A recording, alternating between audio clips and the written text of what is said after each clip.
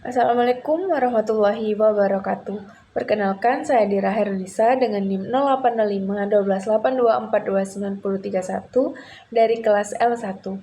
Di sini saya akan menjelaskan hasil pembahasan dari praktikum pengenalan alat survei dan pemetaan.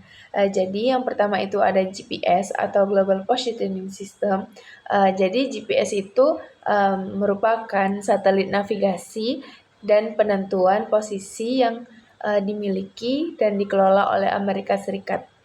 Jadi posisi sebuah objek yang dideteksi oleh GPS itu biasanya direpresentasikan dalam bentuk koordinat garis bujur dan garis lintang. Di sini ada jenis-jenis GPS. Yang pertama itu GPS Garmin 78S dan GPS Trimble TDC 650. Jadi GPS Garmin itu berfungsi untuk menentukan lokasi, arah, dan jarak secara akurat di mana saja. Nah, dia itu tanpa membutuhkan sinyal internet. Nah, jadi kan GPS Garmin ini dia itu menggunakannya tanpa internet. Jadi mempermudah ketika kita akan memakai di daerah terpencil. Selanjutnya itu GPS Trimble. Jadi fitur GPS Trimble ini biasanya dilengkapi dengan fitur canggih seperti RTK atau Real Time Kinematic. GPS Trimble ini memiliki akurasi yang jauh lebih tinggi dibandingkan dengan GPS pada biasanya. Jadi GPS ini memiliki fungsi. Yang pertama itu mengumpulkan sinyal yang ditransmisikan satelit sehingga mampu memberikan informasi lokasi. Terus yang kedua itu sebagai penunjuk dan penampil posisi geografis pengguna serta posisi lokasi tujuan. Yang ketiga itu memberikan informasi jarak tempuh yang didapat dari satelit. Terus yang keempat itu menampilkan waktu terkini yang didapat dari sinyal satelit. Yang kelima itu menampilkan informasi kecepatan yang ditempuh pengguna GPS setelah melewati serangkaian pengukuran teknis. Terus yang keenam itu memberikan navigasi terukur dan memonitor pergerakan pengguna GPS. Nah, GPS Garmin itu memiliki fitur navigasi yaitu mencari lokasi atau tujuan. Jadi cara penggunaan itu kita menggunakan tombol VIN atau pencarian untuk mencari titik koordinat atau lokasi tertentu. Setelah itu lalu pilih tujuan dan tekan pergi untuk mulai navigasi. Nah, selanjutnya itu ada kompas. Kompas itu merupakan alat navigasi yang menentukan arah bebas menyelaraskan dirinya dengan medan magnet secara akurat. Kompas ini itu terbagi menjadi dua, yaitu kompas analog dan juga kompas digital. Jadi yang selanjutnya itu ada jenis-jenis kompas. Yang pertama itu ada kompas lensa, yang kedua itu kompas bidik, yang ketiga itu kompas orientering.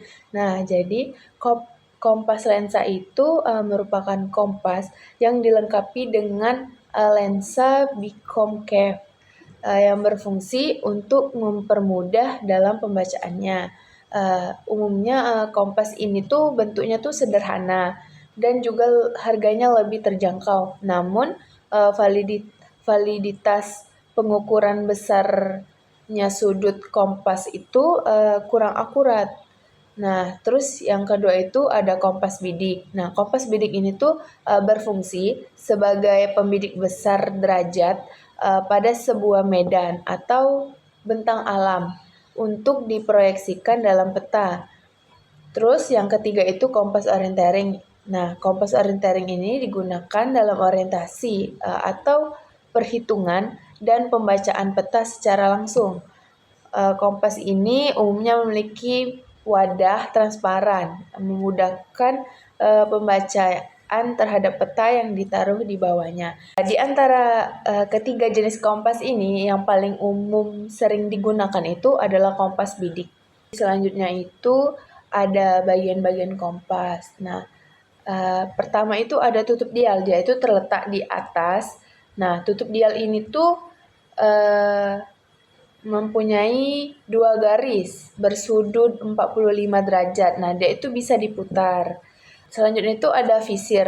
Visir ini tuh merupakan lubang dengan kawat halus. Nah, jadi kalau misalnya kita mau lihat bidiknya itu melalui lubang tersebut karena letaknya tuh di tengah di antara tutup gitu. Selanjutnya itu ada dial. Jadi dial ini tuh merupakan permukaan tepat angka dan huruf.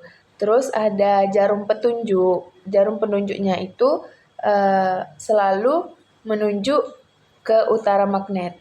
Terus ada kaca pembesar. Nah, kaca pembesar ini tuh berfungsi untuk melihat derajat kompas. Terus yang terakhir itu ada alat penggantung. Alat penggantung ini tuh tempat ibu jari untuk menopang kompas saat membidik. Kesimpulan dari praktikum yang saya dapat pada materi pengenalan alat survei dan pemetaan ini adalah tentang GPS dan kompas, terus bagian-bagian kompas, terus jenis-jenis kompas, sama jenis-jenis GPS, dan juga kita mengetahui fungsi GPS dan kompas tersebut. Jadi saran praktikum yang dapat saya sampaikan dari materi pengenalan alat survei dan pemetaan ini adalah ketika cara penggunaan GPS Garmin. Nah, itu menurut saya terlalu terburu-buru. Jadi saran saya harap dipelankan lagi agar praktikannya lebih mengerti dan lebih jelas. Dan juga praktikan lebih memahami cara penggunaannya. Mungkin itu saja yang dapat saya sampaikan dari hasil dan pembahasan materi pengenalan alat survei dan pemetaan ini. Saya ucapkan terima kasih. Wassalamualaikum warahmatullahi wabarakatuh.